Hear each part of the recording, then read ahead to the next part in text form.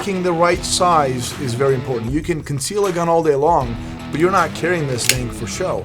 Concealed carry guns, I don't like a light trigger because that could potentially give you that negligent discharge. Nobody wants to cheddar bob themselves as they're like trying to retrieve the gun out. And you want that round to carry its energy and deliver it onto that threat, whatever you're firing at. And these things won't generally do that job. It'll also over-penetrate. That's important.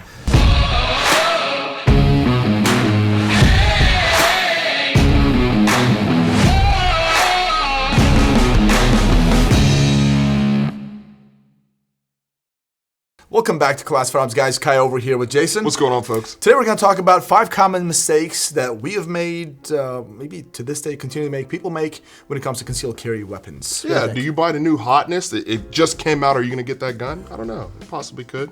I mean, it just depends on, what you really rock with. Exactly. So there's actually a lot of them out there. And this doesn't mean, it's not like in any way shaming people. We just want to basically inform you guys the mistakes that we have made, that we've seen in the comment sections, or people that we run across. People just tell us what they think, even customer service when people call in and they ask questions.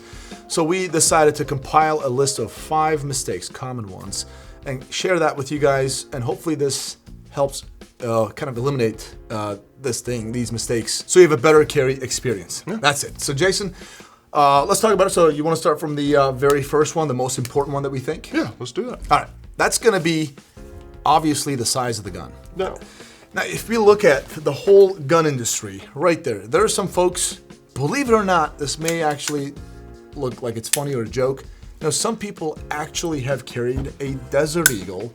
We've seen it in Hollywood movies, but in real life too. Arnold to get to the chopper. I mean, the Predator movies. Yeah. Any Machete movie.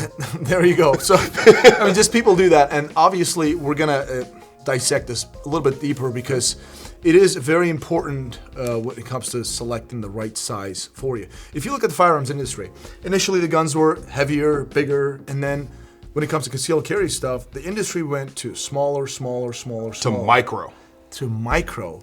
Now, micro compact guns solved one problem, and that was concealability, right? And they did it fantastically because it was just such a little gun. Right there, we have the Smith & Wesson Bodyguard. We've got the P365, right? Look at these guns, right? These are very small guns. In fact, there are some guns even smaller than this. And yeah, they solved the problem. Super easily concealable guns, but kind of introduce other problems. Recoil management, right? Yep. Some folks, if you have a 40 caliber or a freaking 45 or even 9mm, these things will recoil more because there's less mass and less grip surface. We've seen this in the comment sections. You know this. People are like, hey, I'm going to get a little gun so it's easier to shoot. I always say carry the gun that's more comfortable for you and build your stuff around that. So. 100%. Yeah. So it's going to introduce more recoil and also melee of arms. Jason, how well do you think you can run this gun? I've got 2 fingers on it. Yeah. And this index finger actually goes past the barrel. So this one wouldn't be my go-to. I'm going to have to literally make sure I train heavily on this because, like you said, manual of arms. If I have a stoppage, you have to slow down. You have to be deliberate. In a high stress situation, your heart rate is 180 plus. Crazy. So this is maybe applicable to certain folks with very, very small hands, and that'll be fine for them. But a lot of folks, it'd be hard, right? And guess what? The industry was like, we need to fix this. So they went to another direction. And if you look at it nowadays, like something like the SIG Macro, right? X Macro right here at P365 XL. The industry began to make bigger guns because size, going super micro compact, caused other problems that we just mentioned. Size matters. Size absolutely does matter. So picking the right size is very important. You can conceal a gun all day long, but you're not carrying this thing for show. You want this thing to save your lives or those people around you. Basically go walk the walk when it needs to. And if you can't run this gun, properly, manual of arms, or even control the recoil effectively so you can have effective follow-through shots, then the whole concealability goes out the window because it's no use. Now, again, back to what we said, folks carrying like big guns, right? And there's that. I mean, you got that, but I also carry a full-size gun literally every day. So don't mind the mag. I just put that in there to make extravagant. But you got a flush fit mag, right? Yeah, flush fit mag. I carry a Glock 17 with an X300 and acro, and this is pretty much as big as it gets, on that one when it comes to actually like almost like a carry size, duty, whatever you want to call it. But I mean, you can do this, like again, I pick the gun for the capability and then I dress around it, so that's just me. So. Yeah. So Jason, I mean, he's a big guy. He's, which we're gonna get to some other parts. I don't want to spoil some of the parts, right? Jason is able to carry that thing just as effectively as somebody would carry a little gun. So if you can do that, more power to you. Obviously, this gives you decent capacity, better recoil management, all that. And that's about it. But also, when it comes to size, you have to consider the capacity too, which I just talked about. When you get a little micro compact, generally you're getting like 10, 12 rounds, which is not too bad. So in your face, Glock 43, 6 rounds, right? But if you go to a gun just like this, that's about 17 rounds. 17 rounds, so that's pretty important. So anyways, size. You guys get the idea. Let's move over to our next category. Number 2. And number 3 is going to be, obviously, caliber. Absolutely, 22. That's exactly what I'm talking about. Some folks get the, listen, I got nothing against 22 calibers, right? It's fun. I've got a couple of guns that are chambered in 22. Fantastic. This one For defensive purposes, I don't know. You guys let me know in the comment section. Here we go. Python. Yes, 357, all day long. 38 special. It's still pretty good, like 380. Right. Good job, but 22, that's the thing. Some folks out there, not just 22, right? They're like, oh, I need to get something that's going to recoil less. And yeah, 22 is going to give you that. But what is your purpose of carrying a concealed carry weapon? You want, obviously, that one for self-protection, right? Right. So you want something that's got some terminal effects, like good, effective terminal effects, let's just say. Like a 9mm, which everybody uses nowadays, is the most commonly used pistol caliber out there. And there are different types of 9mm out there. But I got the 115 grain right here, 124, ball ammo, and a hollow point. Now the reason I have these illustrated, and we'll talk about some other calibers here too, this would also be a mistake. Yes. For carrying, using for your CCW. Jason, have at it. I mean, first of all, full metal jacket is exactly what it says. It's going to carry through walls, substances, any type of barriers that you got, and it's going to keep on going until that energy dies out into something. So obviously you don't want to use this because you are, unfortunately accountable for every round that you fire, especially out here in the world of, CCW. So obviously if you have a threat, you want to be able to stop the threat. And part of the, fundamentals of safety are know what's your threat and what's beyond it. So there you go. Yeah, definitely. So ball ammo, these things are going to zip through a lot of your targets, right? Threats, let's just say. And when they do, there's other consequences, but that's like secondary, right? What's behind the target, other unintended target. Bystanders. Unintended targets, let's just say. People. That's another thing. But the most important thing for me is, I'm not saying that's not important, is being able to stop that threat. Yeah. And you want that round to carry its energy and deliver it onto that threat, whatever you're firing at. And these things won't generally do that job. It'll also over-penetrate. Correct. That's important. We've got a hollow point here, and hollow point is a round that basically opens up, basically becomes twice as big as its original size, almost, and stops inside the person and your threat, and dumps its energy, drops it. There you go. That's the idea, or else you're not just shooting somebody to wound them or anything like that. You have a life and death situation, great bodily harm situation, you're in fear of your life, and you're using that to stop that threat as effectively, as fast as possible. Mm-hmm. Now there is that caliber choice of, within the same caliber, choosing a different type of caliber or different type of bullet ammunition, but also selecting like 22 or maybe a 10mm carry gun, right? 32 ACP. There's also that, right? Some folks are, 10mm has the incredible, like the best terminal energy when it comes to handguns. I better have a 10mm on me. What? Hold up there, okay? Because a lot of people are gonna have a really hard time, especially with a 10mm on shooting through a small framed handgun. So you're gonna have obviously a little bit less capacity, but it's gonna recoil significantly where you will have a hard time having proper shot placement and follow-throughs. Right, and there's a point of diminishing returns, basically what he's saying. I mean, there's no free lunch, we get it. You go higher in the caliber, you decrease the capacity. You go larger in the caliber, also you decrease like follow-up shots, all of these things. I mean, the recoil gets out of control, so you got to really take and choose which lunch that you actually want to eat. So. Yeah, you don't train with it. Train with it. Without a doubt. So. That's not on our list because we're talking about specifically with the guns, right? But training is no-brainer with anything you do in your life. Correct. But yeah, don't just go for a low caliber for the sake of having a better recoil management. Then you're going to have less terminal effects. And don't go crazy on the higher calibers because you want like 50 BMG or 50 AE right there because you want to drop whatever that's in front of you. Then good luck hitting that person or whatever it is. So there's that. And don't use one of those super light rounds too. You mean the last round that you'll ever need? The last round you'll ever need. There you go. Rip. Ammo. And next up is going to be trigger. Man, this is a big one. So folks, there are two things. Aftermarket triggers, you got to be extremely careful when it comes to selecting, modifying your gun to have a better trigger. Right. Concealed carry guns, I don't like a light trigger because that could potentially give you that negligent discharge. Nobody wants to cheddar bob themselves as they're like trying to retrieve the gun out of the firearm, right? I mean, include clip there. Yeah, and I can already tell you, some folks in the comment section, they're saying that, well, this is my safety. Fingers off trigger, then you don't have to worry about a light trigger. Wrong. You're wrong. You're gonna have your finger on the trigger sometimes. Things happen extremely fast and you just get on there, you perceive a threat, you get on there, you take the slack out, and then you decide not to shoot. There is that happens. That's happened to me. That happens. Nobody can deny that. Another one is, obviously when you try to re-index, holster your gun, sometimes your shirt gets in the way, some foreign objects get in the way. This also does happen. And a light trigger potentially will give you that negligent discharge where it will be an automatic decocker.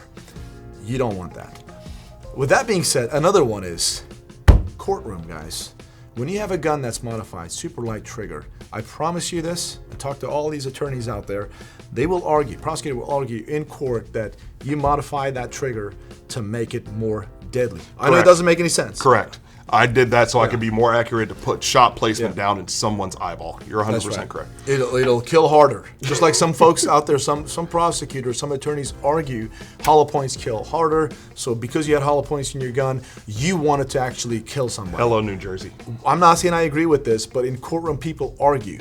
So my defensive gun, the one that I carry, is a factory gun. I picked the gun right where the trigger, everything is just factory. I don't really mess with it. Something happens, so they're not attacking me in court.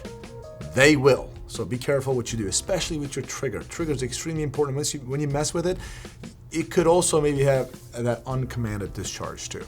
Don't mess with it. Don't laugh. What do you think? 100%, man. Triggers definitely play a huge role. Try to keep it stock. Again, comes back down to training, like we just mentioned. And just roll with it like that because there's a potential that also could lead into the next category, right? And number 4 is going to be what you wear, apparel. You know, like you gotta first of all, again, what I say, dress around the gun, right? That's what I really do. You wear Kaya's shirt, you probably can only fit a bodyguard. Hellcat. Or a bodyguard. For sure. Yeah. I mean, I wear a little bit loose fitting stuff. Some stuff's just a little bit more comfortable because I like to make sure I can move and do whatever. So that's how I can conceal carry 17 or 34 right there? with my Crocs, my real tree. Yeah, Crocs, that's what he's wearing, guys. Got to be comfortable up here. Got steel toe though, so he's fine. There you go. Yeah. But no, it depends. Suits. I mean, we know that from wearing suits. You really got to dress around that because you don't. A suit is made to be form fitting. It's supposed to conform to the body. So you got to have something that kind of conforms as well to that. So it determines what you carry. It's extremely important, guys. Yeah. I've seen plenty of folks like when I encounter people anywhere I go, the very first thing that my eyes just naturally go to. Their hands and their waistband area. But I just want to see if they're carrying anything around their waist and obviously what they have in their hands because what hurts me, their hands, right? And if you're wearing my shirts, most likely nobody's going to tell what you're carrying. But they can tell your heartbeat. I know that. Well, that's different, But no, seriously, if you wear super tight shirts or pants, I know this is something I'm talking about here because I like them tight shirts. Guys, hear me out. Hold on. it's gonna print, and people are gonna see that you've got a gun on you, and that's not good. You don't want to be able to show people that you're carrying a firearm or any other defensive tool, let's just say, because then they can have the drop on you. If I see somebody's got a gun on them and I got bad intentions, I'm just gonna engage or address that threat that I perceive it to be. Then I'll do what I need to do. So you always want to have the drop on people. You want to be in the unknown, and you know, like Jason, you can't tell he's carrying a Glock 17 with a Surefire X300 and aim-point acro and a Terran Tactical base plate, yeah, all that. You can't tell. And with me, you can absolutely tell that I'm not carrying anything at all. Oh no, man! You got 2 registered guns right there, but There you go. that nipple needs to be holstered. Moving on to the next one, Which is holsters. And number 5 is going to be holsters. And what are you carrying? I mean, that's a big thing. How do you conceal carry your gun, right? I got a sidecar style holster, pre-Lucas leaving. Yeah. But something special about this. I like it. It's great. It's modular. And also, I got the tier 1 concealed wedges on the back. Makes it comfortable. Extremely comfortable to Better carry. position. Exactly. Yeah. So it's not a 100%. So you're saying that's not a decocker then? No, with this wedge, it definitely is very comfortable on the area. Yeah. But when it comes to holsters, like I've got a generic, just something that I got on the internet, holster, Kydex holster, and I wanted to show you guys this. Everybody makes holsters out there. You can look for holsters everywhere, and there's 1,000 different one of them for any guns out there. You got to be very careful. I've made the mistake, and I will call this a mistake. Some folks will not maybe agree with this. I bought one of those synthetic fabric ones where they call them universal holsters. Ouch. And years ago, like when I was brand new to the entire gun industry, I bought a Glock 23, 40 caliber. I was like, oh, I need a holster, right? So I just grabbed one of those. I don't even know what brand it was. I just grabbed it from Bass Pro. And guess what? I used that thing on there and it just fit just fine in my Glock. And it was good. It was very comfortable, but unfortunately it had 0 retention. And when it comes to CCW, in my personal opinion, it's holster selection, retention absolutely beats comfort. Yeah, you should be able to, Yeah, just like that. And you want, like, some of them have like light retentions, right? Or if you don't have a light, just like non-light version right here, the trigger guard retention, and you just put that on there. And by the way, this is not for this Glock, what is it, Combat Master from TTI. This is not for it. I'm just illustrating it. You see that little click? You want that trigger guard retention. It's very important, and you can actually adjust retention tightness over here. And with that being said, this gun will not basically fall. So if you do get into any kind of a tussle, God forbid you're in a situation, somebody attacks you, this gun is going to still stay in your holster. A lot of times you'll find that when you have one of those leather holsters or synthetic fabric holsters, you get into a tussle. It's happened to me during training. Your gun is not on your holster in your holsters anymore. It's just like somewhere laying around, and that creates another hazardous situation. Very true. Also, when you're running around, you don't have to get into a tussle with somebody. Some situation happens where you're trying to disengage or run around and get into a better position, and you're hauling ass, right? It could literally just jump off your belt and your holster and just fall down to the ground, and good luck getting that thing back. This happens. Very true. So, what do you think, Kydex or leather? I will always choose Kydex, Yeah. 100%. It locks in, and like my main thing is protect that trigger guard, just like how you mentioned. Yeah. I want to stop any accidental discharge or keep the gun retained to my body until I have to actually retrieve it. 100%. And Kydex, there's some plastic ones out there, just something that has retention. That's what I say. Retention. Yes. And some folks have those hybrid ones, like it's Kydex outside, like a little leather on the inside. Oh. For maximum comfortability, so it's like the best of both worlds. Yeah, I don't do that. I don't do that too because they don't really have retention. No. You just need this positive retention, and it just will not come off. I just can't ever get myself to wear leather, something that breaks down over time. I did. I wore my XDS9 many years with it, and yeah, it was very comfortable. But that thing fell off of that holster numerous times. Once I was just sitting in a car. I wasn't even doing anything. It was just kind of my Jeep. We were kind of doing a little off-roading, and it just came off. So, just to let you guys know, Holster is an extremely important category when it comes to CCW stuff. A mistake I have personally made, I know you've made it. Just don't. Positive retention on your of your gun is extremely important. Just like slings on a rifle, you want it on. You want to have a rifle that has a sling before a light, so you have that positive control on that rifle. So, anyways, let us know your thoughts in the comment section. Do you agree or disagree? And let us know what is your 5 common mistakes that you believe people make when it comes to CCW stuff. Yeah. Jason, where should they check out, man? I mean, they look good. The hoodie is good, so you guys should get them too. Anyways, check them out. That's a little shameless plug right there. As always, thanks for tuning in. We appreciate your business. God bless We'll see you on the next that one. shirt. All right, 3, 2. Welcome back to Class Farms, guys. Kai over here with Jason. What's going on, folks? And today we're going to talk about top 5 mistakes that we've made, or people in general have made, or to this day continue to. Jason, The 3, 2. Today we're not going to talk about the top 5 mistakes, but the 5. Welcome back to Class Farms, guys. Kai over here with Jason. What's going on, folks? And today we're going to talk about 5. Is it 5 or the 5? Welcome back to Class Farms, guys. Kai over here with Jason. What's going on, folks? And today we're going to talk about those. You said the. No, those 5 mistakes.